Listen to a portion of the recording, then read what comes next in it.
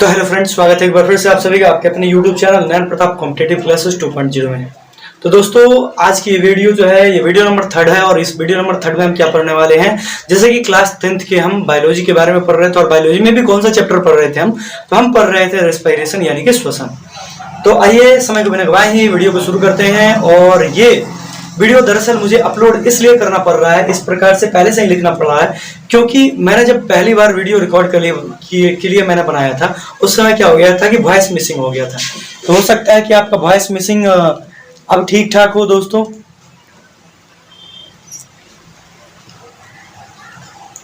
Voice missing कैसा है देखेंगे हम। अगर वॉइस मिसिंग भी होगा तो भी देख लेंगे। चलिए देखते हैं, समझते हैं। देखिए यहाँ पर क्या है, हम पढ़ रहे थे श्वसन। श्वसन कितने प्रकार से होते हैं, तो श्वसन हम पढ़े थे। श्वसन हमारे दो प्रकार के होते हैं, एक होता है वायवीय श्वसन, दूसरा होता है अवायवीय श्वसन।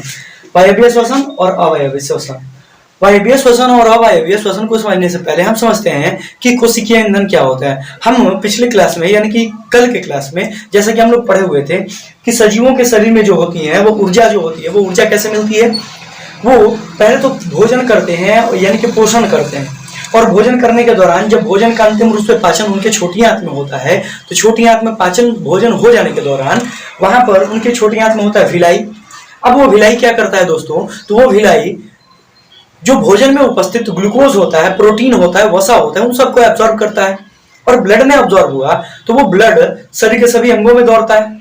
और जब वो शरीर के सभी अंगों में दौड़ता है तो शरीर के सभी अंगों में दौड़ने के कारण अंगों की छोटी यूनिट ऊतक और ऊतकों की सबसे छोटी यूनिट कोशिका, कोशिका में पहुंचती है वो एनर्जी, मतलब वो ग्लूकोज कोशिका में पहुंचता है। अब वो ग्लूकोज क्या है दोस्तों, अब वह ग्लूकोज उसके टूटने पर, जब वह टूटता है या फिर ऑक्सीकरण होती है तो उससे एनर्जी प्रोड्यूस होता है। उससे क्या होता है, एनर्जी प्रोड्यूस होता है। तो वो जो एनर्जी प्रोड्यूस हुई उस एनर्जी से क्या होता है, तो उस एनर्जी से हम लोग अपने जैविक क्रियाओं का संचालन करते हैं। तो वही जो वहां पर ऊर्जा दिया, किसने दिया, तो वो ऊर्जा दिया ग्लूकोज ने। इसलिए हम ग्लूकोज को क्या बोलेंगे, कोशिकीय ईंधन। ग्लूकोज को क्या बोलेंगे, कोशिकीय ईंधन। तो देखिए हमारे पास जो कोशिकीय ईंधन ग्लूकोज है, यह ग्लूकोज क्या होता है, किस प्रकार वायवीय और अवायवीय श्वसन कराते हैं उसको हम क्लियर करते हैं। तो देखिए ये जो ग्लूकोज है कोशिकीय ईंधन, यह कोशिका द्रव्य में, अब कोशिका में है ग्लूकोज तो कोशिका में श्वसन होगा। अब वो श्वसन या तो अवायवीय हो सकता है या तो अवायवीय। तो पहले क्या होता है ना कि कोशिका के वह कोशिका द्रव्य में ग्लूकोज है, तो वह कोशिका द्रव्य में क्या होता है कि जब श्वसन होती है तो वह पाइरुवेट में टूटता है। किसमें टूटता है, पाइरुवेट में।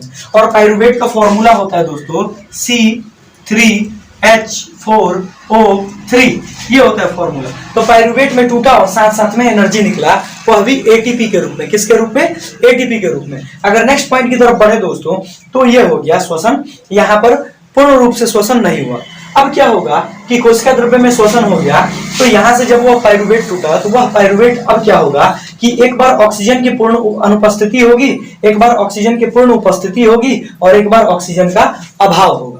तीन स्थितियां होंगी, एक में ऑक्सीजन की अनुपस्थिति होगी, एक में ऑक्सीजन की उपस्थिति होगी और तीसरे में क्या होगा, ऑक्सीजन का अभाव होगा। जब ऑक्सीजन की अनुपस्थिति होगी तो वह पाइरुवेट क्या होगा, टूटेगा और उसके टूटने से इथाइल अल्कोहल बनेगा, अर्थात C2H5OH बनेगा। C2H5OH बनेगा और इसे हम साइंटिफिक नेम में या फिर हम कह सकते हैं IUPAC नेम में, इसे हम इथाइल अल्कोहल को हम इथेनॉल कहते हैं। और साथ साथ में हमें यहाँ पर कार्बन डाइऑक्साइड गैस उत्पन्न होती है। जब यह पाइरुवेट माइटोकॉन्ड्रिया में, यानी कि जब यह ऑक्सीजन की पर्याप्त मात्रा में श्वसन कराता है तो वह कहां शिफ्ट हो जाता है, माइटोकॉन्ड्रिया में। और माइटोकॉन्ड्रिया में जब यह श्वसन होता है तो वहां पर हमें 6CO2 कार्बन डाइऑक्साइड मिलता है और साथ साथ में 686 किलो कैलोरी ऊर्जा प्राप्त होती है। यह हम मनुष्य के परिप्रेक्ष्य में देख रहे हैं कि मानव में 686 किलो कैलोरी ऊर्जा की प्राप्ति होती है। अब अगर हम नेक्स्ट पॉइंट की तरफ बढ़े, तो नेक्स्ट पॉइंट में हमारा क्या है,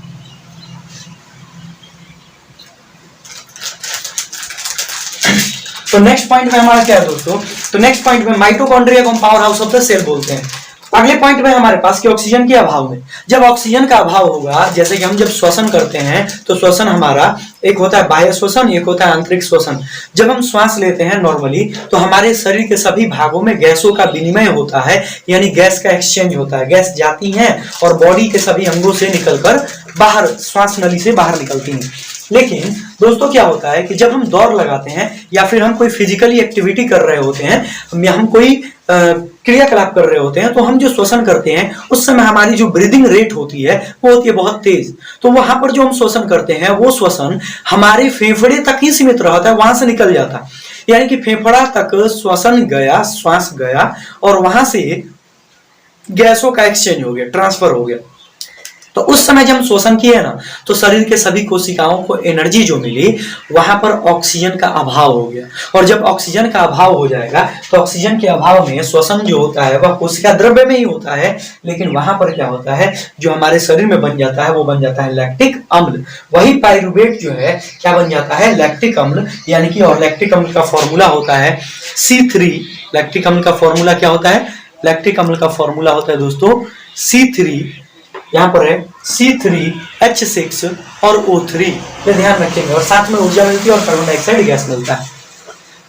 अब इसमें हम एक पॉइंट क्लियर कर दें दोस्तों कि हम जो यहाँ पर एक चीज पढ़े हुए हैं, जो चीज पढ़ रहे हैं इधर, याद रखेंगे कि ऑक्सीजन की अनुपस्थिति में खमीर या जो ईस्ट होता है वह क्या करता है, वह किण्वन कराता है। क्या कराता है, किण्वन कराता है। दरअसल ये किण्वन होता क्या है इसको हम समझते हैं नेक्स्ट पॉइंट में, यहाँ पर ऊपर की तरफ। तो देखेंगे ऊपर की तरफ यहाँ पर क्या है, तो यहाँ पर है चीनी। देखिए चीनी जो है और जल जब ये आपस में मिलते हैं तो हम जानते हैं कि शरबत बनता है। क्या बनता है, शरबत। और इस शरबत में जब हम ईस्ट को डाल देते हैं तो कुछ ही समय के पश्चात एल्कोहल बन जाता है। यानी कि ये एल्कोहल बना कैसे, दरअसल ये एल्कोहल तब बना जब ईस्ट ने अवायवीय श्वसन किया। जब ईस्ट ने क्या किया, अवायवीय श्वसन किया। और इस संपूर्ण प्रक्रिया को हम किण्वन कहते हैं। अर्थात किण्वन हमारी क्या है, तो किण्वन हमारी वह प्रक्रिया है, किण्वन हमारी क्या है, जब श्वसन की क्रिया ऑक्सीजन की अनुपस्थिति में होती है। यहाँ पर लिखे हुए हैं, जब श्वसन की क्रिया ऑक्सीजन की अनुपस्थिति में होती है, ऑक्सीजन की अनुपस्थिति में होती है, तो कुछ जीव जैसे कि ईस्ट ऑक्सीजन की अनुपस्थिति में श्वसन कराकर इथाइल एल्कोहल का निर्माण करते हैं और यह संपूर्ण प्रक्रिया किण्वन कहलाती है। यह चीज हम यहाँ पर लिखे हुए हैं। चलिए नेक्स्ट पॉइंट की तरफ बढ़े।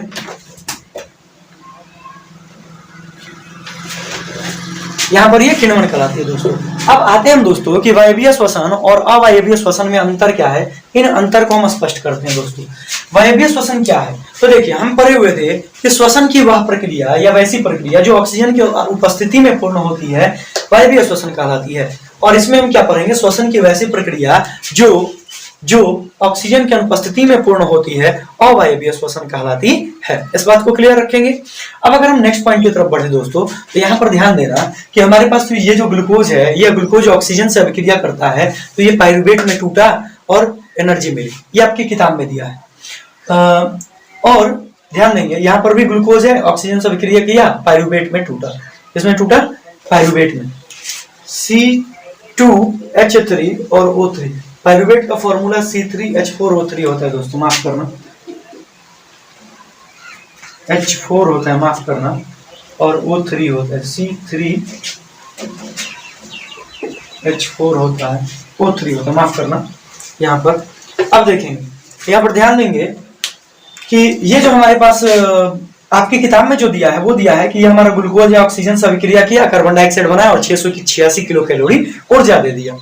और यहाँ पर हमारे पास दिया है कि इथाइल अल्कोहल बनाया और कार्बन डाइऑक्साइड बनाया और ऊर्जा बनाया। यहाँ पर ऊर्जा 686 किलो कैलोरी मिलती है, यहाँ पर 50 किलो कैलोरी मिलती है। दोनों में यही डिफरेंस है दोस्तों। अब देखेंगे इधर दोस्तों, यहाँ पर क्या है, इन दोनों में हम अंतर देख रहे हैं। तो इससे बहुत अधिक मात्रा में ऊर्जा मिलती है, किससे, वायवीय श्वसन से, और इससे बहुत कम मात्रा में ऊर्जा मिलती है।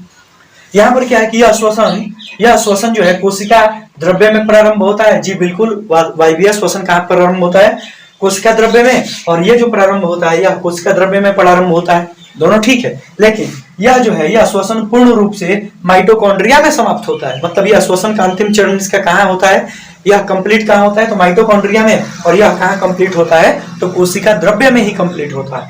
इससे दोस्तों, इससे हमारा 686 किलो कैलोरी ऊर्जा मिलती है, इससे कम ऊर्जा मिलती है।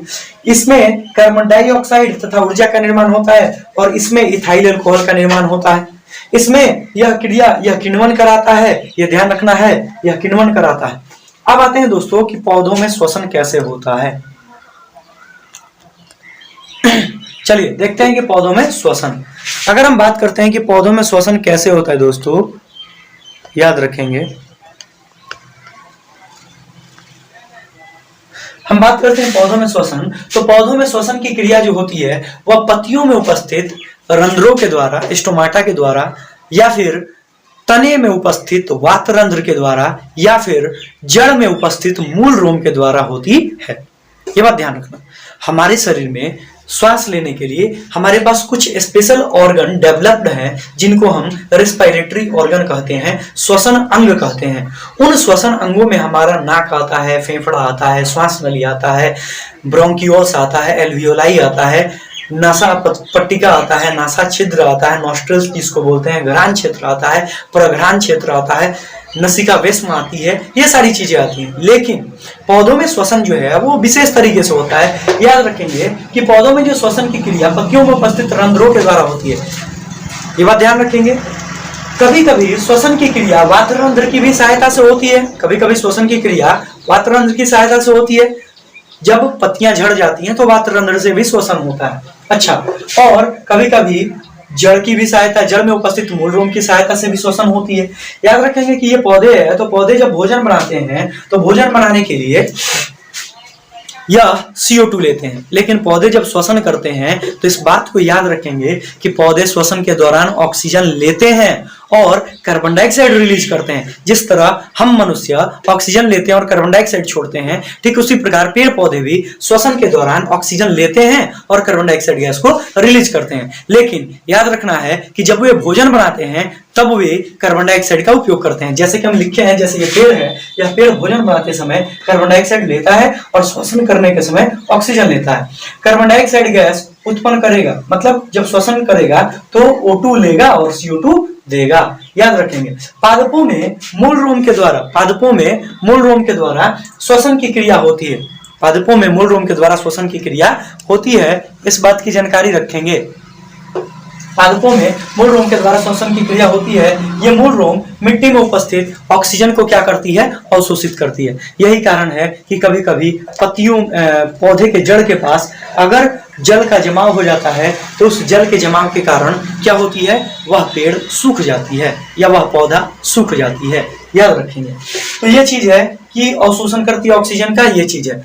अब यहाँ पर बात होती है कि क्या ये ऑक्सीजन का अवशोषण केवल छिद्रों के, केवल रंध्रों के, केवल वातरंध्रों के या मूल रोम के होने के कारण हो जाती है क्या, कि इसके लिए कोई स्पेशल क्रिया होती है? तो याद रखेंगे दोस्तों कि इसके लिए एक विशेष प्रकार की क्रियाकलाप होती है और उस क्रियाकलाप को दोस्तों हम कहते हैं विसरण। विसरण क्या है? तो विसरण एक ऐसी प्रक्रिया है जिसमें उच्च सांद्रता वाले पदार्थ या उच्च घनत्व वाले पदार्थ निम्न सांद्रता वाले पदार्थ की तरफ या निम्न घनत्व वाले पदार्थ की तरफ गमन करते हैं। ठीक है, और यही प्रक्रिया हमारा क्या कहलाती है, विसरण कहलाती है। तो पेड़ पौधे जो हैं वह विसरण की प्रक्रिया की मदद से, विसरण की मदद से वह अपने श्वसन की पूर्ति करते हैं। अब बात आएगी कि क्या कारण है कि पौधों में श्वसन अंग जो है मनुष्यों की तरह नहीं होते हैं। क्या कारण है कि पौधों में श्वसन अंग मनुष्यों की तरह डेवलप यानी कि विकसित नहीं होते हैं? तो इन कारणों को हम नेक्स्ट वीडियो में पढ़ेंगे कल के क्लास में। और आज के लिए इतना ही दोस्तों। वीडियो कैसा लगा कमेंट करके जरूर बताएं। हम जानते हैं कि थोड़ी सी प्रॉब्लम